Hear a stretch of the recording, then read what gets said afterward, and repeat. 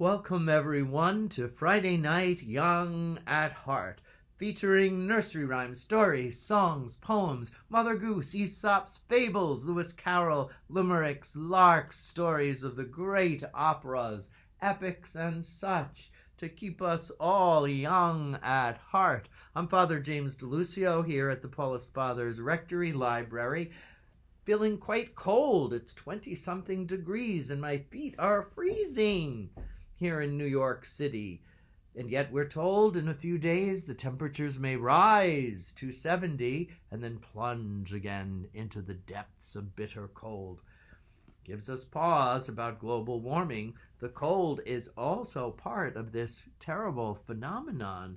As the ice caps melt on the poles, they bring fierce cold winds, and yet then they move on and a gush of warm air comes. Let us pray for our environment, for the trees and the animals in the wood, to keep everything and everyone in proper balance. And now, our poem. Tonight, our poem is from Henry Wadsworth Longfellow. Remember him? He wrote Paul Revere's Ride. I was going to read that today, but it's quite long. So I chose something else, something I think more fitting for Lent.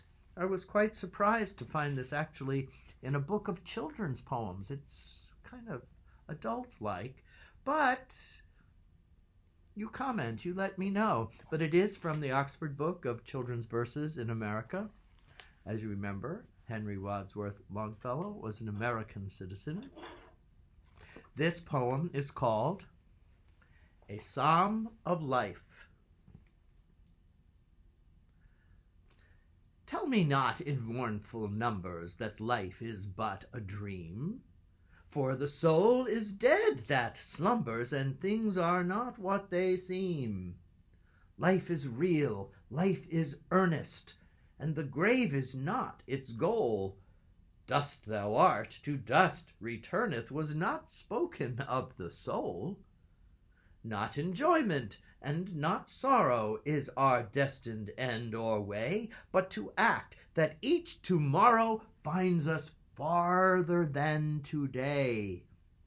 Art is long and time is fleeting, and our hearts, though stout and brave, still like muffled drums are beating funeral marches to the grave.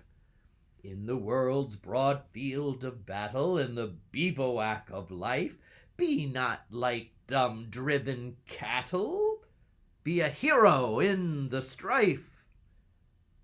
Trust no future, howe'er pleasant, let the dead past bury the dead, act in the living present, heart within and God overhead.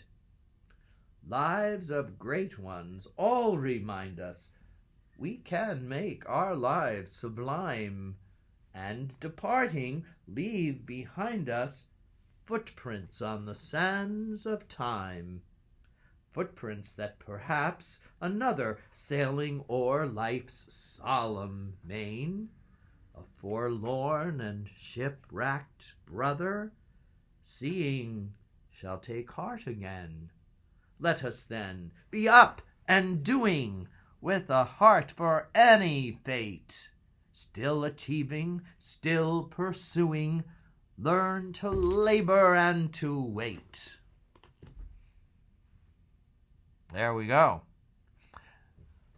Some food to think on, food to munch on, crunch on, mull over, food for thought. Thank you so much for joining me. Have a beautiful weekend, a very prayerful first Sunday of Lent. Let me know if you think this was good for children or not. And certainly let me know if you found it good for you. God bless everyone.